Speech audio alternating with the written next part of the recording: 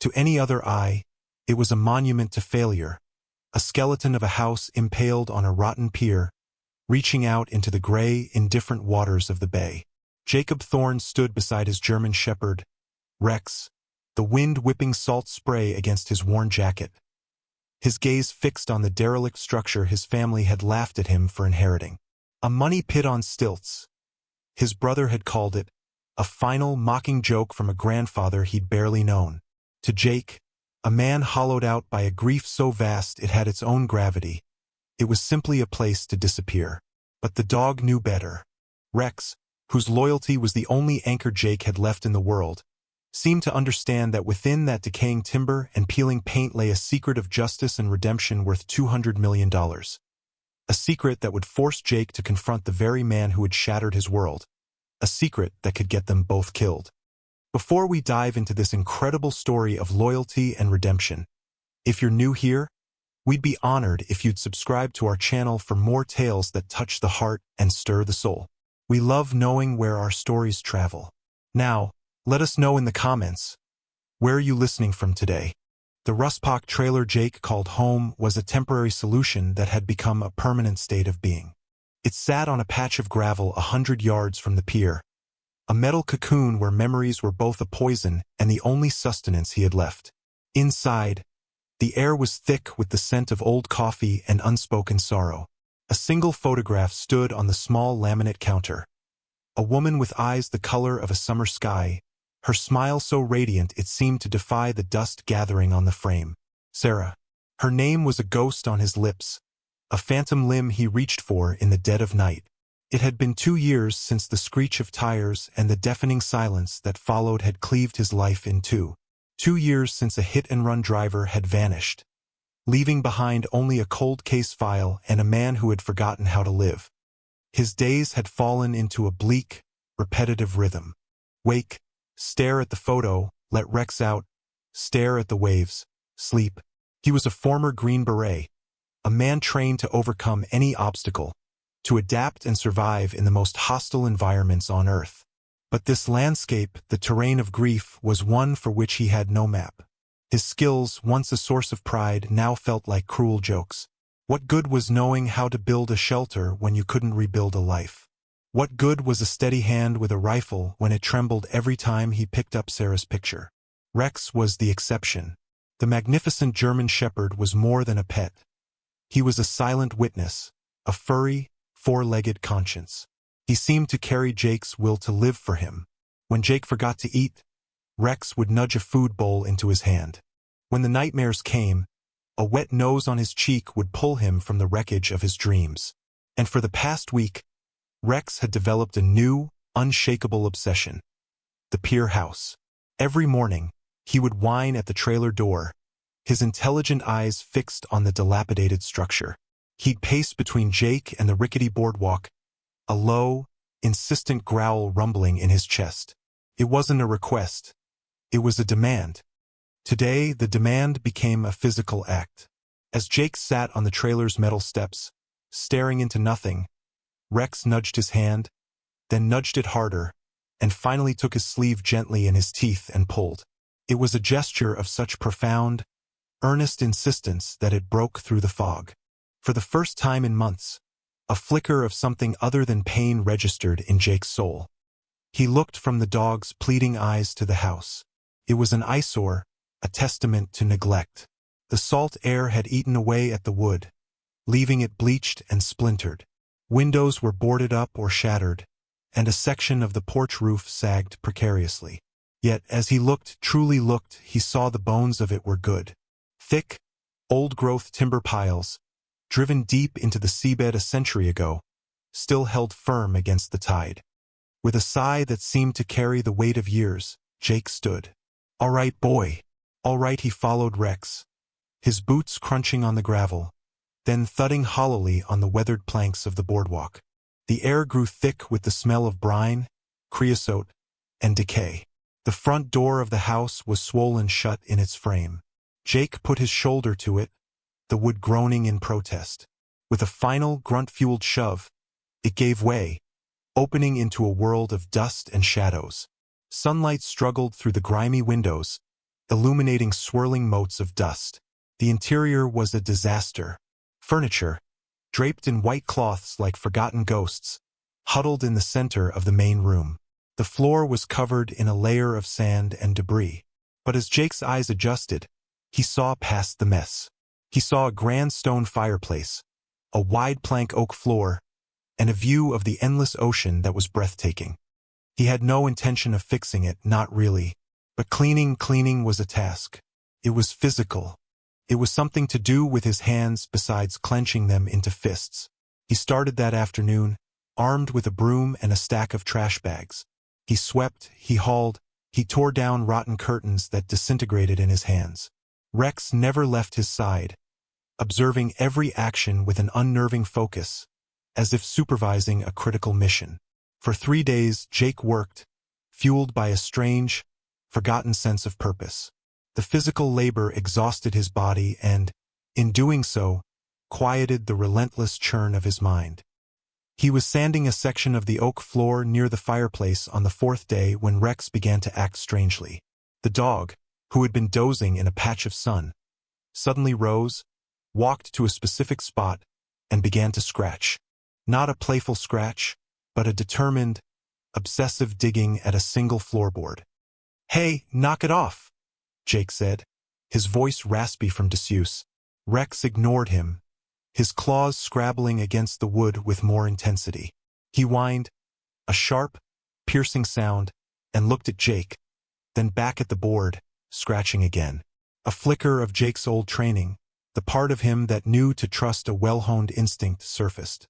He'd trusted dogs like Rex in the field, their senses far more acute than any man's.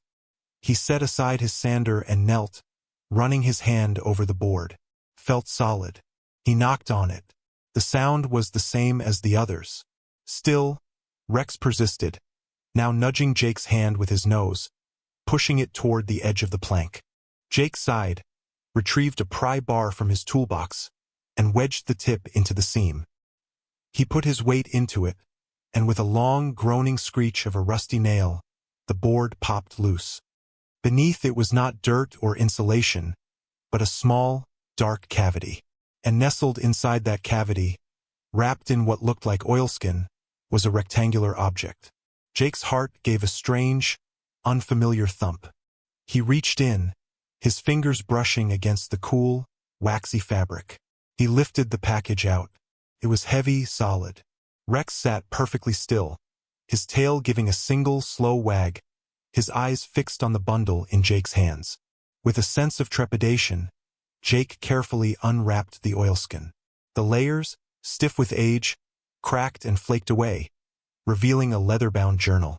The cover was embossed with a single, faded initial. A T. His initial. Thorn. He opened it. The first page was dated 1888. The handwriting was elegant, precise script. The ink faded but still legible.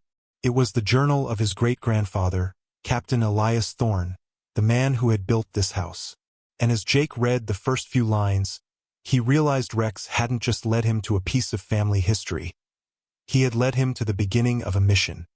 The scent of old paper and leather filled the dusty air of the Pier house, a fragrance of forgotten time. Jake sat on the floor, his back against the cold stone of the fireplace, with Rex resting his heavy head on his thigh. He turned the brittle pages of Captain Elias Thorne's journal with a reverence he hadn't felt for anything in years. The captain's world came alive in disciplined, evocative prose. He wrote of treacherous voyages, of navigating by the stars through ink-black nights, of the burgeoning trade that was building the coastal towns. He was a man of principle and foresight, a stark contrast to the hazy, dismissive stories Jake's family had told of him. But interspersed with entries about weather patterns and cargo manifests were passages that were different. They were written in a complex, numerical cipher. It wasn't just a simple substitution code. It was a layered system of grids and keywords, a type of encryption Jake recognized immediately. It was an older, more elegant version of the field ciphers he had learned and used in the military.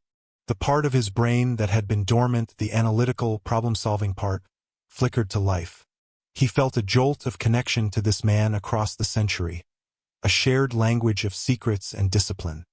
He went back to his trailer and retrieved a notepad and pen. For the next 2 days, the restoration of the house was forgotten. He sat at the rough-hewn table Elias had likely built, the journal open before him, and went to work. The process was slow, meticulous. He tested keywords from the plaintext entries. Ship names, ports of call, his wife's name, Alara. With the word Alara, a section of the cipher finally unlocked. The numbers resolved into letters, the letters into words, and the words into a story that made the hair on Jake's arms stand up. Elias Thorne hadn't just been a merchant captain. He had been entrusted by a consortium of honest, hard-working prospectors to transport their consolidated wealth, gold, uncut gems, and securities from the boomtowns of the north.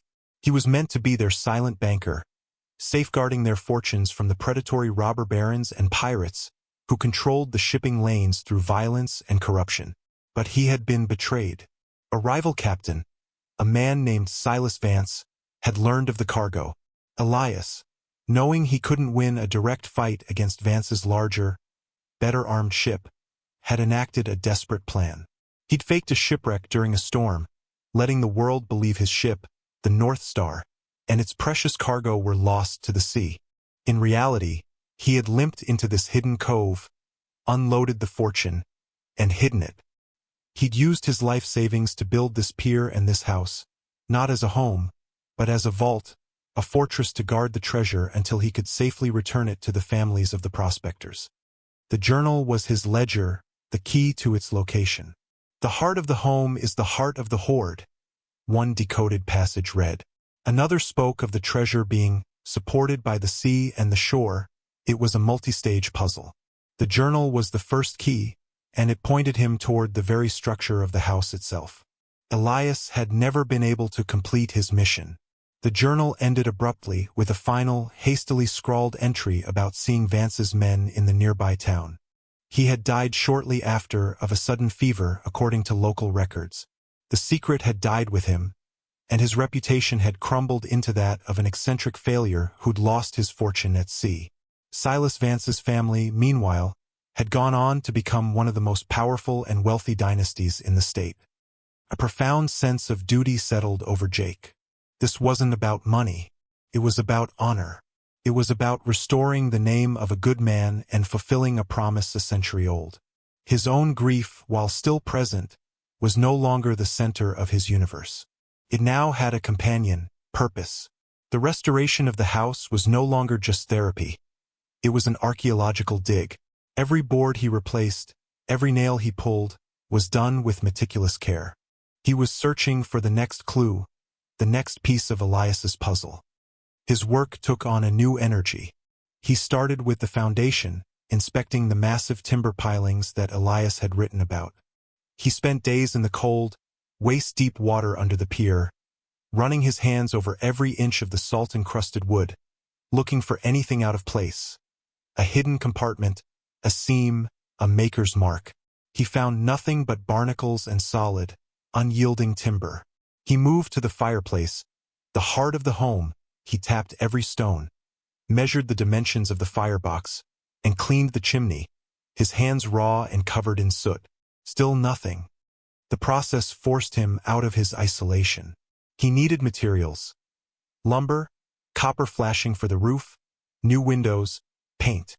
This meant trips to the small town of Port Blossom, a place he had actively avoided. He'd get his supplies and leave, his interactions clipped and minimal. The owner of the local hardware store was a woman in her late 60s named Martha, with kind, knowing eyes and hands stained with wood varnish. She never pushed, never asked prying questions. She simply commented on his projects. "That's a lot of marine-grade sealant," she'd say with a small smile. "Must be a big job." "Something like that," Jake would mumble. "Good to see someone finally giving that old Thorne place some love," she offered one afternoon as she rang up a box of galvanized nails. "It's got good bones. My grandfather used to say Captain Thorne was an honest man. Caught a bad break is all." Her words were a balm. They were a small confirmation from the outside world that his mission wasn't a delusion born of grief. He began to look forward to these brief interactions, to the simple human connection that asked nothing of him.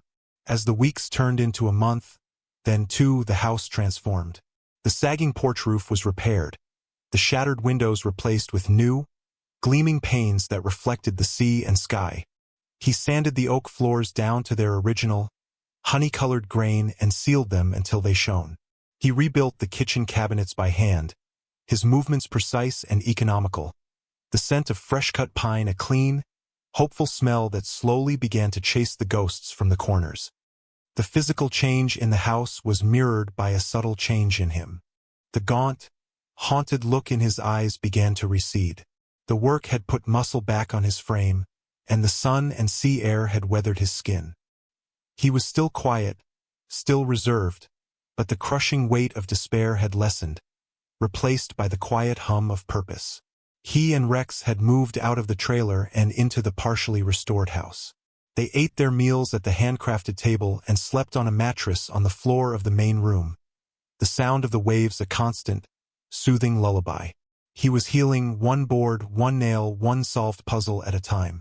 He was so focused on the past, on Elias Thorne's century-old secret, that he never thought to guard his back.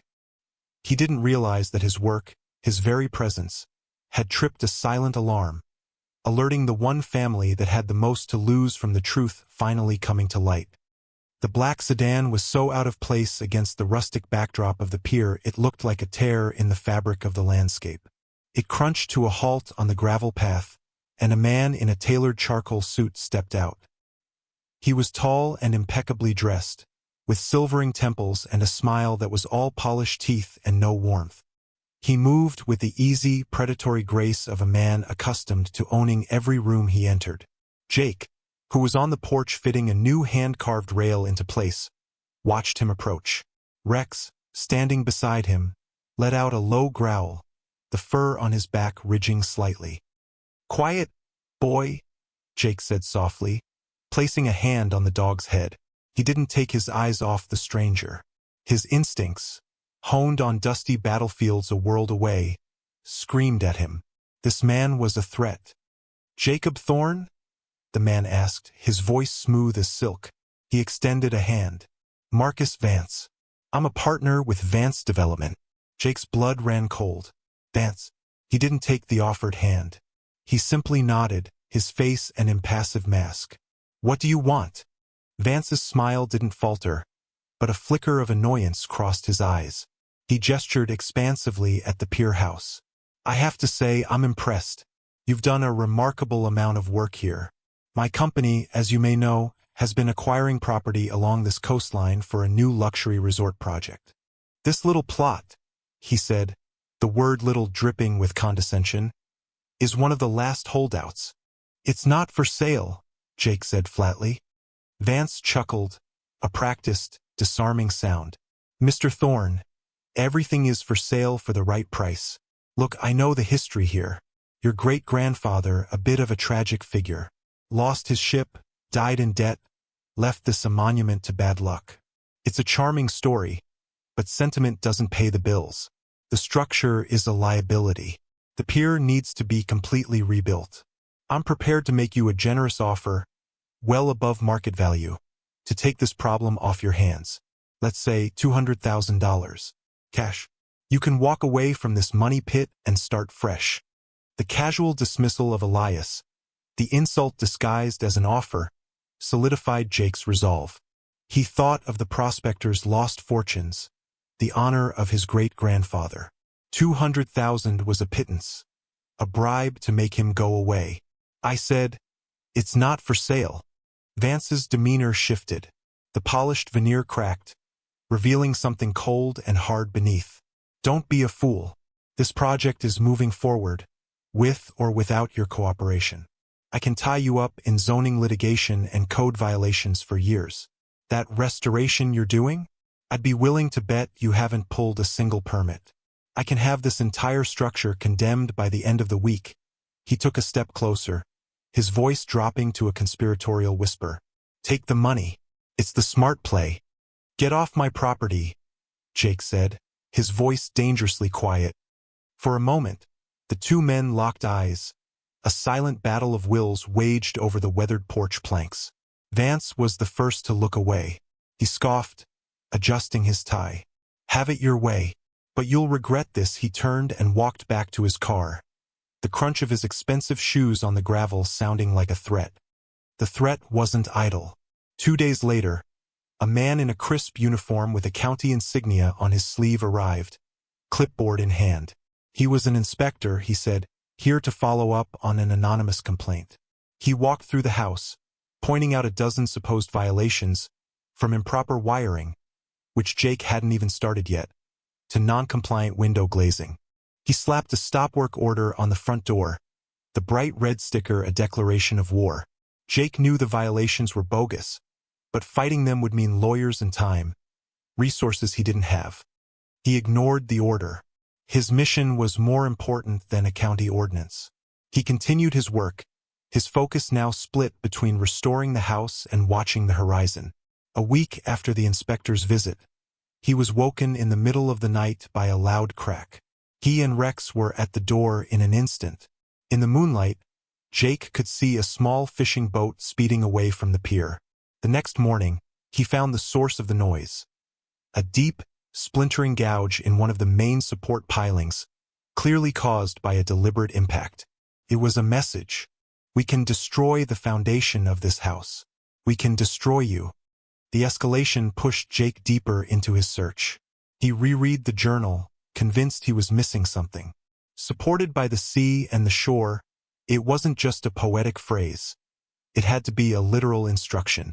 He focused his attention on the point where the house met the pier, and the pier met the land.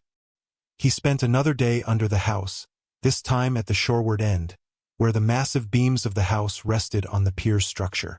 And there, on the largest central beam, the one that bore the most weight, the one that connected everything, he found it. It wasn't a mark or a seam, but a sound. When he tapped it with his hammer, one section, right in the center, sounded hollow. His heart pounded in his chest. He chiseled away at the wood, the chips falling into the shallow water below. After an hour of painstaking work, he exposed the edge of a metal plate, rusted and fused with the wood. It took another 2 hours with a pry bar and a sledgehammer to break the seal. With a final, groaning tear of metal, the plate came loose, revealing a dark, lead-lined cavity within the heart of the main support beam. Inside, protected from the elements for over a century, was a heavy, iron-bound box. It was the hoard. He knew it. With trembling hands, he hauled it out and carried it into the house, setting it on the table. Rex whined, circling the box, his nose twitching. It wasn't locked with a key, but with a complex mechanical puzzle, a series of rotating rings with letters and symbols. It was the final lock, and the combination had to be in the journal. He spent the entire night, fueled by black coffee, decoding the last, most cryptic passages. They weren't about the sea or the stars, but about Elias's wife, Ilara. Her birthday, the date they met, the latitude and longitude of her childhood home. It was a love letter disguised as a cipher. One by one, he entered the combinations. The rings clicked, the tumblers fell, and with a final, satisfying thud, the lock released. He lifted the heavy lid. He was expecting the glint of gold, the sparkle of gems. But he was wrong. The box was filled not with treasure, but with documents. Stacks of meticulously preserved deeds, stock certificates, and shipping manifests, all detailing the wealth entrusted to Elias. And beneath them, another, smaller journal. This one belonged to Ilara. Her entries detailed the treachery of Silas Vance in heartbreaking detail. He hadn't just been a rival. He'd been a trusted friend who had betrayed them. She wrote of his threats, his attempts to seize their home, his relentless campaign to ruin their name. It was a record of a crime, a legacy of theft. The Vance fortune was built on a lie. This was the $200 million secret. The documents were proof, the legal basis to reclaim the stolen assets with interest for the descendants of the original prospectors. This was the justice Elias had died trying to secure. But as Jake carefully lifted the last sheaf of papers, something else fell out. A small, sepia-toned photograph, tucked between the pages of Ilara's diary. It was a picture of the Pier house, newly built, with Elias and Alara standing proudly on the porch. But it was the background that made Jake's breath catch in his throat. Parked on the dirt path behind them was a carriage. And tied to the back of the carriage, almost as an afterthought, was a horse with a distinctive white blaze on its face. It was the same marking from a drawing Elias had made in his own journal of Silas Vance's prize stallion, the one he'd bragged about incessantly. Jake's mind reeled, trying to make a connection that wasn't there. This wasn't the clue. He must have misunderstood. He shuffled through the documents again, his hands shaking, and then he saw it. Tucked within Alara's diary was a more recent news clipping, dated 3 years ago. It was from a society paper, featuring a photo from a classic car show. In the photo, a beaming Marcus Vance stood beside his prized possession, a fully restored, vintage 1968 black coupe. The caption called it a one-of-a-kind family heirloom. It was a beautiful, rare car. And on the passenger side front fender, almost invisible unless you were looking for it, was a small, crescent-shaped dent. The world tilted on its axis. Jake stumbled back, his hand going to the fireplace mantel for support. The police report from Sarah's accident had been seared into his memory. The eyewitness, a scared teenager, had given a vague description. A dark, older model car, maybe a coupe, fast. And he'd mentioned a small, distinctively shaped dent on the front fender. The police had dismissed it as unreliable. The case went cold. It wasn't a random tragedy. It wasn't a drunk driver who had panicked and fled. It was him, Marcus Vance. The man who stood on his porch, the man trying to steal his history, was the same man who had stolen his future. The century-old crime and the fresh, gaping wound of his own life were one and the same. The conflict was no longer about his great-grandfather's honor or a hidden fortune. It was about Sarah. The stakes were no longer historical. They were fused to the very core of his soul. A cold, terrifying calm descended upon him. The grief, the rage, the purpose, it all coalesced into a single diamond-hard point. He was no longer restoring a house. He was preparing a battlefield. And this time he would not lose. The revelation changed everything. The fight was no longer a defensive action against a greedy developer. It was a righteous hunt. Jake looked at the evidence in his hands, the century-old proof of the Vance family's crimes and the news clipping that was, to him, a confession. He had two choices. He could take this to the local authorities, the same county that had sent a bogus inspector to his door. He could trust a system that Marcus Vance, with his money and influence, likely owned. Or he could handle it himself. He could use the skills that had been rusting inside him, the training that had once been a source of pride and then a source of pain, and turn them into an instrument of justice. For a man like Jake, it wasn't a choice at all. He was no longer a restorer, he was an operator. The Pier house was no longer a sanctuary. It was a defensible position. His mission was clear. Lure Vance to the pier, secure a confession, and neutralize him and his men. He would create a situation so contained, so controlled, that Vance's money and influence would be useless. His movements became sharp, efficient, and deliberate. He worked with a focus he hadn't felt since his last tour overseas. Every action had a tactical purpose. The new, solid core door he'd installed wasn't just for insulation. It was a barrier. He reinforced the frame with a steel plate and installed a heavy-duty deadbolt that sank 2 inches into the jamb. The new windows were double-paned and impact-resistant. He didn't board them up, that would be too obvious. Instead, he measured and cut heavy plywood shutters that could be secured from the inside in seconds, plunging the house into darkness and creating fortified firing positions. He walked the length of the pier, his eyes scanning not for rot, but for weaknesses and strengths. He identified 2 planks near the entrance that were structurally sound but could be rigged to give way under a man's weight, sending them into the cold water below. He spent hours under the pier, weaving a web of high-tensile fishing line between the pilings, invisible in the dark, but strong enough to trip a running man. The environment was his greatest ally. He knew every creak of the floorboards, every shadow cast by the moon, every echo created by the waves slapping against the pilings. Inside the house, he prepared. He positioned the heavy furniture he'd restored not for comfort, but for cover. The solid oak table could stop a pistol round. The stone fireplace provided a solid wall of protection. He arranged a system of small, polished steel mirrors, salvaged from an old dresser, to give him sight lines into rooms and around corners without exposing himself. His most important asset, however, was Rex. The dog seemed to understand the shift in atmosphere. His playful demeanor was gone, replaced by a quiet, watchful alertness.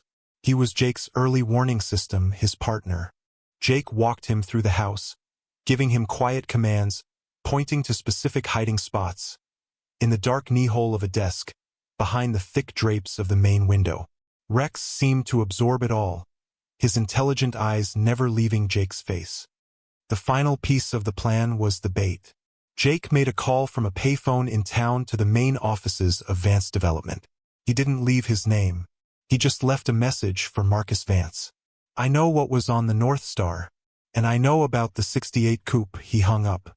That was all it would take. Vance was arrogant but not stupid. He wouldn't send the police. He would come himself to cauterize the wound, to erase the one person who could connect his family's criminal past to his own. Now all there was to do was wait. The waiting was the hardest part.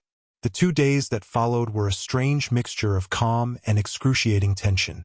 He and Rex fell into a quiet routine, but the air was electric. Jake cleaned his tools, oiled the hinges on the shutters, and checked his traps. He sat with the iron-bound box on the table, the weight of its contents a tangible reminder of what was at stake. He looked at Sarah's photo, which he'd brought from the trailer. "This is for you," he whispered. On the third night, the storm rolled in. The wind howled, and rain began to lash against the windows. It was perfect. The noise and darkness would provide cover, isolating the pier from the rest of the world. Just after midnight, Rex, who had been lying at Jake's feet, lifted his head, a low, almost inaudible growl vibrating in his chest. Jake heard it a second later, the sound of engines, not one car but two, coming to a stop on the gravel path. "Showtime." "Okay, boy," Jake whispered, his hand on Rex's back. "You know what to do." He moved silently to the front window, peering through a small gap in the shutters. 3 figures emerged from the cars. Vance was in the middle, flanked by 2 large, thuggish men. They were armed. Jake's heart beat a steady, powerful rhythm. The fear was there, a cold knot in his stomach, but it was an old, familiar friend. He let it sharpen his senses. He watched them start down the pier, their flashlights cutting uselessly through the driving rain. The first man, the point man, stepped onto the first rigged plank. With a sharp crack, the board gave way, and the man plunged into the churning water with a shocked cry. One down. The other 2 froze, Vance cursing in the wind. The remaining thug moved forward more cautiously, his weapon raised. Jake retreated from the window, melting into the shadows of the main room. He heard them reach the porch, then the sound of a heavy shoulder slamming against his reinforced door. It held. They slammed it again. The frame groaned but did not break. Then, a loud crack as the thug kicked it open, splintering the jamb. The man stepped inside, sweeping his flashlight beam across the room. He saw nothing. Jake was pressed into the alcove beside the fireplace, completely obscured by shadow.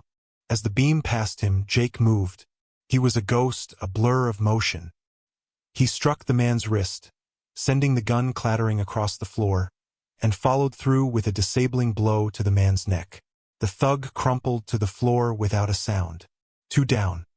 "What's going on in there?" Vance yelled from the porch, his voice tight with panic. "He's alone. Come on in," Jake called out, mimicking the thug's gruff voice. It was a gamble, but arrogance was a powerful motivator. Marcus Vance stepped into the doorway, silhouetted against the stormy night, his own pistol in his hand. "Where are you?" he demanded, his eyes struggling to adjust to the gloom. Jake activated his trap. He pulled a cord that released the heavy plywood shutters over the windows, plunging the room into absolute darkness. Vance cried out in surprise. Jake, who had spent days memorizing this space, was completely at home. He could hear Vance's ragged breathing, the shuffle of his feet on the oak floor. "You took everything from me, Vance," Jake said, his voice coming from the corner of the room. Vance spun and fired, the muzzle flash momentarily illuminating his terrified face. The bullet thudded into the wall. "You left her on the side of the road." Jake's voice now came from the other side of the room. He was moving, using the furniture for cover, a predator in his own territory. "I don't know what you're talking about," Vance shouted, firing again, the shot going wide. "The '68 coupe. The dent on the fender. You thought no one saw. You thought you got away with it," Jake said, his voice now directly behind Vance. Vance spun around, his back now to the main window. He saw Jake's shape in the gloom and raised his pistol. "You should have taken the money," he snarled. It was in that moment, as Vance's finger tightened on the trigger, that the room exploded into action. With a sound that was half snarl, half roar, Rex launched himself from behind the thick drapes Jake had positioned him behind. 110 pounds of loyal fury hit Vance squarely in the chest. The gun flew from Vance's hand as he crashed backward, his head hitting the solid window frame with a sickening thud. He slumped to the floor, unconscious. Rex stood over him, one massive paw on his chest, a deep, rumbling growl his only sound. He looked at Jake, his tail giving a single triumphant wag. The dog, the catalyst, the guardian had become the hero. Jake clicked on a small lantern, illuminating the scene. He knelt and checked Vance's pulse. He was alive. It was over. Justice earned in the heart of the storm, in the house built to protect a legacy of honor. The storm had passed by dawn, leaving behind a world washed clean. The sky was a pale, hopeful blue. The sound of sirens grew steadily closer, a welcome noise for the first time in Jake's life. He had called the state police, bypassing the local authorities entirely. He met them on the porch, the iron-bound box on the table beside him. Vance and his remaining thug were secured with zip ties, conscious and sullen. The other man had been fished out of the bay, hypothermic but alive. Jake laid it all out for the lead detective, a weary but honest-looking man named Peterson. He presented the journals, the deeds, the stock certificates. He explained the century-old crime of the Vance family. And then, he placed the news clipping of the car on top of the pile and told him about Sarah. He told the story without emotion, his voice flat and steady, but Peterson saw the universe of pain behind his eyes. The aftermath was swift and decisive. Faced with the overwhelming historical evidence and a confession from one of the thugs about the assault, the Vance empire began to crumble. The legal teams for the descendants of the original prospectors, whom Jake had contacted through an old friend from the service, filed a massive lawsuit. The investigation into Marcus Vance uncovered a web of corruption, and with the new evidence Jake provided, the cold case of Sarah Thorne's death was reopened and solved within a week. The dent in the fender of the '68 coupe was a perfect match for the forensic evidence from the scene. Months later, Jake stood on the fully restored porch of the Pier house. It was no longer a skeleton, but a warm, inviting home. The wood gleamed with a fresh coat of sealant, the windows sparkled, and pots of bright red geraniums, Sarah's favorite, lined the railing. Rex lay at his feet, dozing in the warm afternoon sun. The courts had awarded a significant portion of the reclaimed Vance assets to Jake, both as the heir of Elias Thorne and as a finder's fee. It was more money than he could ever spend.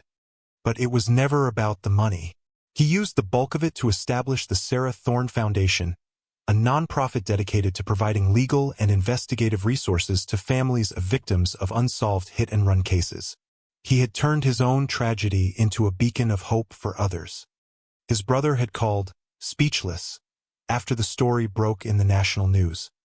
He tried to apologize, to explain, but Jake felt no anger, only a quiet pity for a man who could only see value in dollars, not in honor. He had found his own fortune here, in this house on the pier. It was a treasure forged from loyalty, purpose, and the healing power of a mission completed. He looked out at the calm sea, the water shimmering under the sun. He felt a sense of peace he thought he had lost forever. He had confronted the ghost of his past and, in doing so, had built a future. He reached down and stroked Rex's head, the dog's fur soft beneath his hand. "We did it, boy," he murmured. "We brought him home." Rex opened one eye, thumped his tail against the deck twice, and went back to sleep, a loyal guardian standing watch over a man who had finally, truly come home. In the end, this story shows us that the deepest wounds can sometimes lead to the greatest purpose. It's a powerful reminder that true loyalty, like that of a faithful dog, can be a compass that guides us out of our darkest storms and toward a shore of healing and redemption. The treasures that matter most are not made of gold, but of honor, justice, and the unwavering bonds we forge. What did you think of Jake and Rex's incredible journey? We would be honored to read your story about a loyal companion who changed your life in the comments below. And if this story resonated with you, please consider giving it a like and sharing it with someone who might need to hear it. Don't forget to subscribe and click the notification bell so you don't miss our next story. Thank you for listening, and we'll see you in the next one.